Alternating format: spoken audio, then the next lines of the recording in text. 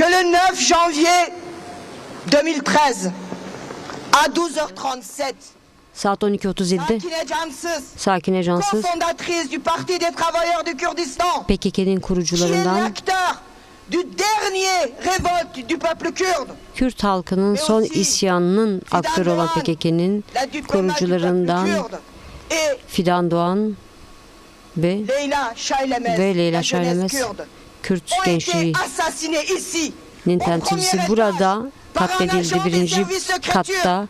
Türk devletinin istihbaratı tarafından katledildi. Ve bu katliam ses kayıtlarıyla, belgeleriyle ortaya çıkarıldı. Kalan şu: Fransa dosya üzerindeki devlet sırrını kaldırması gerekiyor ki adalet sağlansın. Sakine Rojbin ve Leyla için adalet sağlansın. Aynı zamanda 2022'de katledilen Emine Kara, Evin Goyi, Mir Perver, Kürt sanatçısı, aynı zamanda Abdurrahman Kızıl içinde sağlanmalı. Onlar da haince katledildiler. Bu bir terör saldırısıydı, ancak dava bir terör saldırısı olarak görülmedi. Biz adalet ve hakikat açığa çıkarılması için mücadele etmeye devam ediyoruz. Aynı zamanda 2022'deki katliamın da bir terör saldırısı olarak ele alınması için de mücadele ediyoruz. Kürt halkının adalet sağlanması, talebinin sağlanması için de mücadele etmeye devam ediyoruz. Kürtler katlediliyor. Ne zaman ki uluslararası çıkarlar olursa Kürtler katlediliyor. Bugün de Halep'te Kürtler hedefte.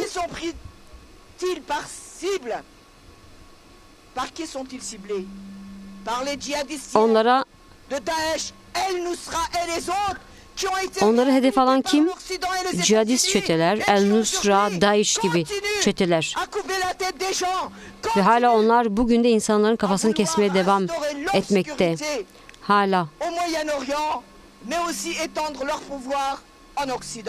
Orta Doğu'da şeriat kurmak ve kendi etkilerini arttırmak istiyorlar.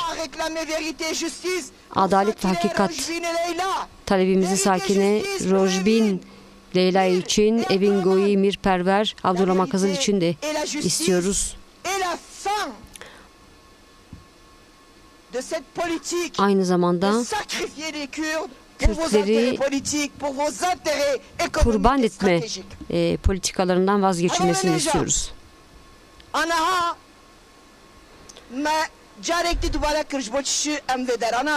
Bugün bir kez daha burada neden bulunduğumuzu ifade etmek istedik Fransızca. Şimdi de söz hakkını Dilan Dirayet Taşdemir'e vermek istiyorum. TCK adına konuşacak Dilan Dirayet Taşdemir.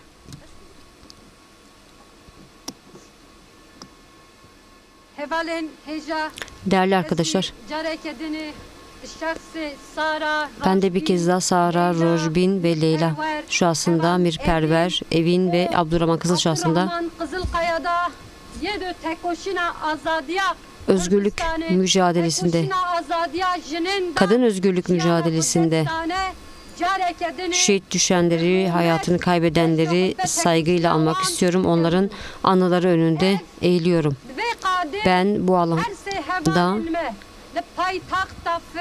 alanda 3 yoldaşımız Fransa'nın başkentinde bilinçli olarak hedef alınarak katledildiler. 13 yıl oldu Kürdistanlılar. 4 parça Kürdistan'da, diasporada çağrı yapıyorlar ve adalet istiyorlar. Hesap soruyorlar. Biz biliyoruz ki halkımızı tanıyoruz.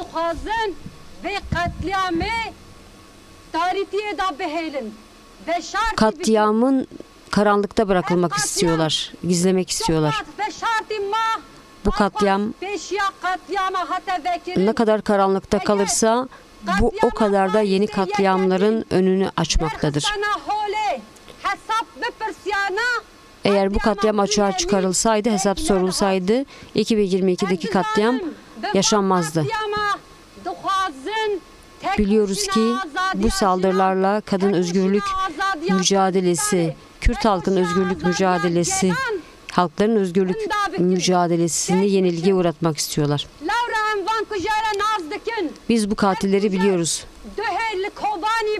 Bu katiller dün Kobane'deydi, bugün de Eşrefiye'de, Şeyh Maksud'dalar.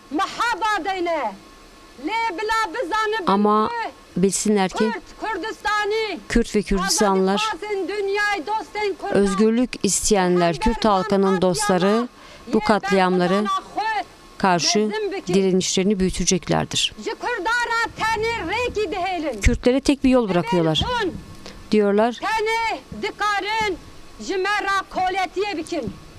siz sadece bize kölelik yapabilirsiniz. Bizim önümüzde baş eğeceksiniz diyorlar. Kürtler 100 yıldır Kürdistan topraklarında hiçbir kimsenin yaşamada baskıya maruz kalmışlardır. Kürt'te hiç kimseye baskı uygulamamış, hiç kimsenin toprağını işgal etmemişlerdir. Ama onlar Kürtlere diyorlar, siz sadece bizim gölgemizde yaşayabilirsiniz. Ama bilsinler ki Kürtler eski Kürtler değildir. 100 yıl önceki Kürtler değildir. İrade sahipleriler, orduları vardır. Orta Doğu'da barış ve huzur içinde yaşamak istiyorlar. Bize kardeşiz diyenler artık karar versinler. Ya Kürtlerle barış içinde yaşayacaklar ya da DAEŞ ve HTŞ'nin yanında duracaklar. Bugün görüyoruz ki kadınlar öncülüğünde, kadın özgürlük ideolojisiyle Orta Doğu'da, Kürtlerin öncülüğünde halklar ortak yaşamı istiyor. Rojava'da DAEŞ karanlığına karşı, Kürt katliamlarına karşı, Alevi ve Dürzi, Ermeni, Türkmenleri katliamlarına karşı özgür bir yaşam var. Kürtler hiçbir zaman saldırmamıştır. Kürtler her zaman saldırı altındadır ve yok edilmek isteniyor. Her zaman katliamla yüz yüze kalıyor. Artık Kürtler bunu kabul etmiyor. Biliyoruz ki sadece mesele Eşrefiye ve Şeyh Maksud değildir. Bugün mesele Kürtlerin varlığıdır. Bizler birliğimizi sağlayacağız ve Kürdistan'ı koruyacağız. Bundan sonra tüm Kürtlerin kazanımları büyük bir tehlike altında. Süleymaniye'de, Hevler'de, Mabat'ta, Rojava'da, Ahmet'te onların kaderi, varlıkları ve mücadeleleri birliktir. Ancak onlar Kürtleri bitirmek istiyorlar. Kürtleri bitirmek isteyenler bilsinler ki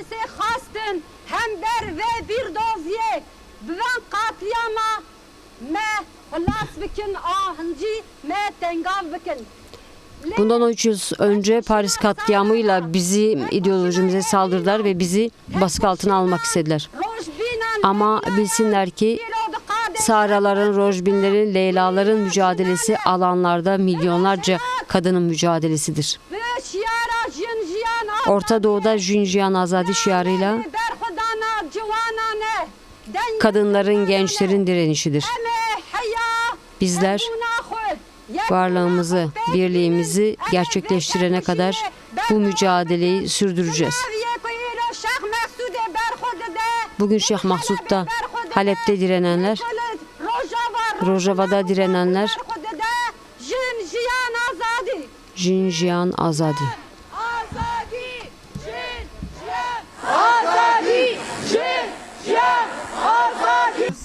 Elie Justin'e vermek istiyorum. Komünist siyasetçi. 10. Paris'in belediye meclis üyesi. Merci beaucoup. Je vais essayer d'être très court parce que Çok kısa konuşmak istiyorum. finalement s'il y a énormément de combats qui peuvent nous rapprocher avec la mère du Bizi 10e. yaklaştıran çok sayıda mücadele olsa da 10 yıldır bizi daha çok yaklaştıran adalet için ve hakikat için yürüttüğümüz mücadele. Biz 10 yılda buradaydık. 10 yıl önce, 13 yıl önce de buradaydık. 9 Ocak 2013'te yaşanan katliam sırasında da yine 23 Aralık 2022'de de buradaydık. Mirperver, Abdurrahman Kızıl ve Evin Gouy katledildiğinde de buradaydık. 2013'ten 2022'ye kadar hiçbir zaman mücadeleyi bırakmadık. Adaletin sağlanması için, dosyadaki gizli kararın kaldırılması için mücadelemizden asla vazgeçmedik. Hiçbir zaman antiterörist savcılığının 22'deki katliam dosyasını görmesi için mücadelemizden hiçbir zaman vazgeçmedik. Alexandre Korban dediği gibi bu mücadelemiz devam edecek. Yarın da devam edeceğiz. Her zaman da devam edecek. 10. Paris'te yaşayan seçilmişleri olarak bugün de Komünist Parti adına konuşuyorum ve tüm Komünist Partili seçilmişlerin de desteğine güvenin. Devletten, hükümetten bu devlet sırrın kaldırılmasını bir kez daha talep ediyoruz. Ve 2022'deki katliamın bir terör saldırısı olarak ele alınmasını talep etmeye devam edeceğiz. 2022'deki Bakan, İçişleri Bakanı Gérald Darmanin'dir. Ve o gün gelmişti katliamın yaşandığı Kürdistan Kürt Kurumu önüne ve bugün de Adalet Bakanı ve ondan da bir kez daha adaletin sağlanmasını istiyoruz. Gereğini yapması gerektiğini istiyoruz ve bir kez daha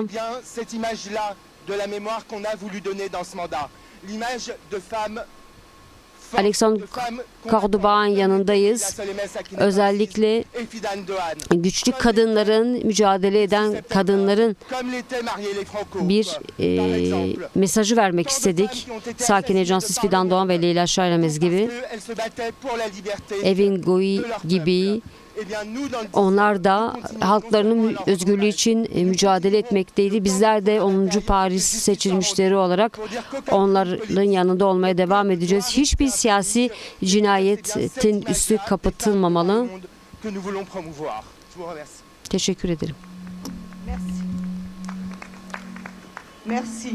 Merci à Elie Jousselin que nous remercions particulièrement parce qu'il est toujours à nos côtés depuis des années, comme le reste de nos amis. Merci à Laurence Patrice, merci à Paul Simondon. Je remercie aussi Hélène Bidard qui a envoyé ses collaboratrices, même si elle n'est pas là. Elie Jousselin, je l'ai dit, aussi Père Bruno Bellam du PCF 10 qui est là avec nous. Maintenant, je passe la parole à Madame Geneviève Garrigos, conseillère de Paris, déléguée nationale du Parti socialiste à la mémoire. Aux droits humains. Aux droits humains, pardon. À la mémoire. Merci. Bonjour. Merhaba. Bonjour, Rochebache. Comme Rojbaş. chaque année, nous sommes ici rassemblés Her yıl en olduğu hommage gibi bir aux kez daha victimes de ces attentats politiques, bu de siyasi ces cinayetlerin, féminicides et aussi des militants qui bu ont été assassinés le 23 katledilen décembre il y a 3 ans. kadınlar ve 3 yıl önce katledilen militanlar için buradayız. Bu alma önemli. Cela nous permet de rappeler Çünkü non seulement qu'encore à Paris au 21e siècle on peut Çünkü 21. yüzyılda hala Paris'te insanları katledebiliyoruz ve arkasında dava raflara kaldırılıyor. Biz bunun kaldırılmasını istiyoruz. Bu dava aynı zamanda tüm Kürt kadın militanları için de önemli. Bu yıl önce Kobane'deydim. Kobane'nin kuruluşunun 10. yıl dönümü için bir delegasyon olarak, bir heyet olarak gitmiştik. Ve orada DAEŞ'e karşı mücadele edenleri almak için oradaydık. Ve çok duygulanıyorum. Özellikle Kobane'deki şehitlikte o kadar genç kadının kendileri ve bizim için hayatlarını, canlarını feda ettiklerini gördüğümde çok duygulanıyorum. Tüm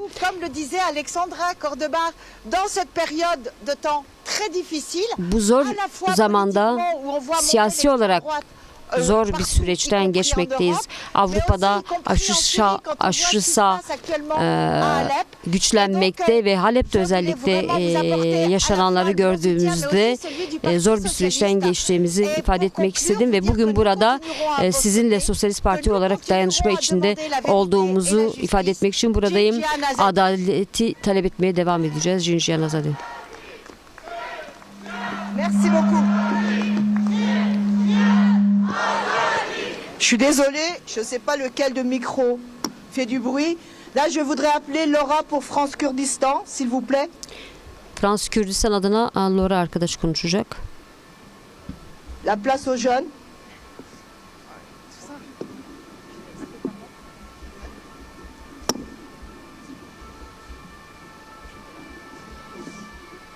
Bonjour, au nom des amis de France Kurdistan, on voulait aujourd'hui être présent pour vous assurer de Biz notre Frans Kürdistan olarak burada olmak istedik. Bir kez daha poursuivre la lutte. mücadeleyi sürdürmek için kararlılığımızı ifade etmek istiyorum. 13 yıldır Frans Kürdistan Kürtlerin yanındadır. Her yerde Kürt halkının yaşadığı durumu Fransa'nın her tarafında ifade etmeye çalışıyoruz. Sakine, Leyla ve Fidan için 2025'te bir sergi düzenledik ve onların mücadelesini anlattık. Devlet sırrının kaldırılmasını talep etmeye devam edeceğiz. Dayanışmayı büyütmek isteyenlerin yanındayız ve burada var olmaya devam edeceğiz. Jinjiyan Azadi. Merci. Merci à Laura.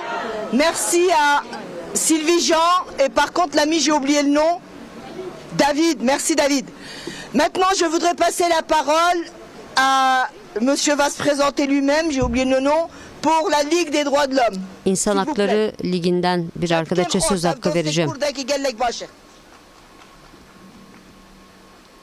Donc je parle au nom de la Ligue des droits de İnsan l'homme. Hakları Ligi adına konuşuyorum. Et elle tenait cette association Bu dernek bugün burada olmak istedi, her yıl olduğu gibi. Commémoration de cet assassinat de ces trois militantes Bu üç militanın ont été victimes katledilme yıl dönümünde burada olmak istedik. qu'il faut absolument dénoncer sur lequel Bu üç kadın devrimci bir terör saldırısıyla katledildi ve bunu deşifre etmek lazım. Özellikle de hakikatin ortaya çıkması için devlet sırrının kalkması bir zorunluluktur ve bunun mücadelesini sizin yanınıza yürütmekteyiz.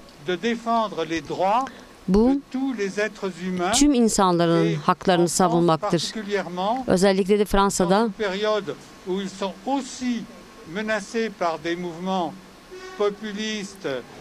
aynı zamanda ırkçı ve popülist siyasetçiler tarafından, siyaset tarafından da hedef alınıyor insanlar. Şunla bitirmek istiyorum, küçük bir anıyla. Aynı zamanda Fransa'nın farklı çeşitliliği konusunda bir örnektir. Yani benim bir nenem İstanbulluydu. Gençliği İstanbul'da geçmişti. Ondan sonra İzmir'de yaşadı. 1900 yılında Fransa'ya geldi. Ve birçok Fransız gibi bize şu anlatılıyor, sanki bütün Fransızların kökeni aynıymış, ancak baktığımızda Fransızların çok farklı yerlerden geldiğini, orijinlerden geldiğini anlıyoruz ve bu da Fransa'nın zenginliğidir. O yüzden tekçi, nasyonalist ve ırkçı partilerin yükselişinden bu nedenle korkuyoruz ve bir kez daha dayanışmamızı ifade ediyoruz.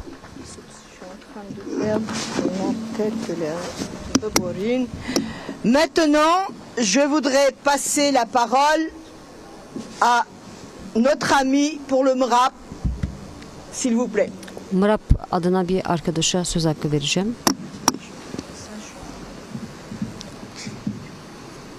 Celui-là qui. Rochebache. Rochebache. Rochebache.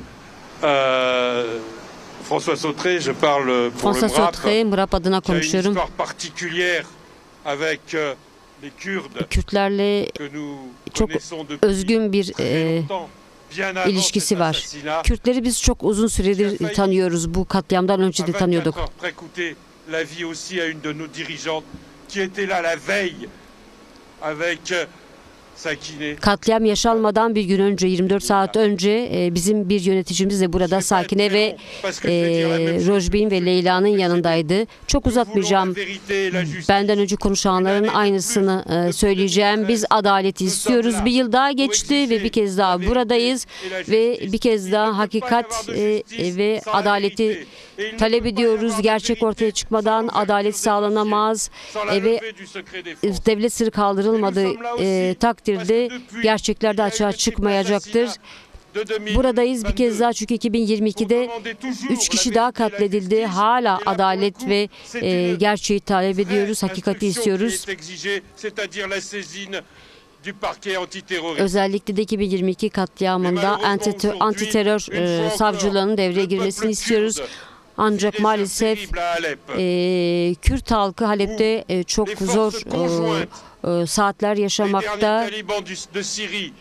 Suriye'nin son Talibanlarının, Türk diktatörünün desteklediği kişiler bir kez daha Kürtleri Halep'te çembere almıştır. Bir kez daha Fransa hükümetinden devreye girmesini istiyoruz. En güçlü şekilde bu katliamın durdurulması için devreye girmesini istiyoruz. Bugün maalesef aşırı sağ Arjantin'de iktidarı ele geçirdiğini, Macaristan'da, Türkiye'de, belki yarın maalesef bizde olabilir. Buna karşı durmamız lazım. Bitirirken sadece şunu söylemek istiyorum. Kürtleri asla yalnız bırakmayacağız. Hükümetlerimizin yaptığının tam tersine.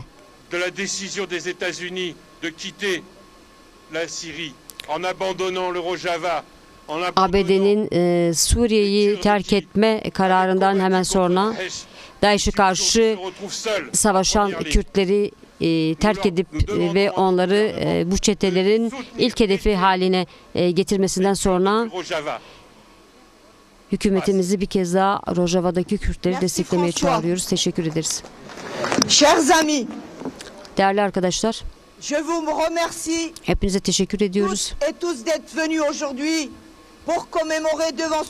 Bugün bu büro önündeki Sakine Cansız, Fidan Doğan ve Leyla Şairemez'i anmak için burada olmanızdan dolayı teşekkür ediyoruz. Yine aynı zamanda Evin Goyi, Mirperver ve Abdurrahman Kızıl'ı da anmak için buradaydınız. 2022'de katledildiler. Yarın tekrar görüşeceğiz. Çok uzak değil. Şurada biraz aşağıda toplanacağız. Gare du Nord yakınlarında saat 10'da hep birlikte sesimizi birleştirmek,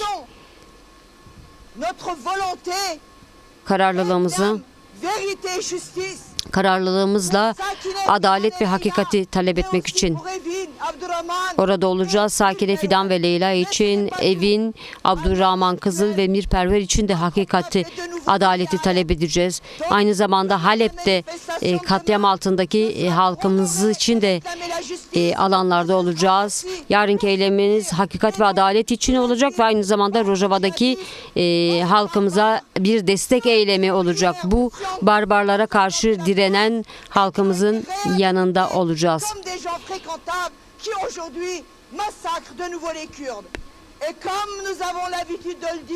Her zaman söylediğimiz gibi yarın tekrarlayacağız. Saat 10'dan itibaren direnmek yaşamaktır diyeceğiz.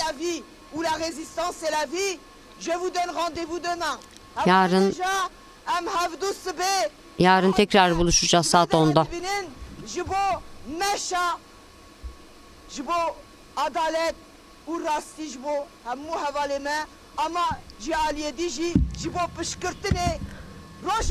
Rojava'yı destek için de Ferojilat'ı desteklemek için yarın alanlarda olacağız. Teşekkür ederiz geldiğiniz için.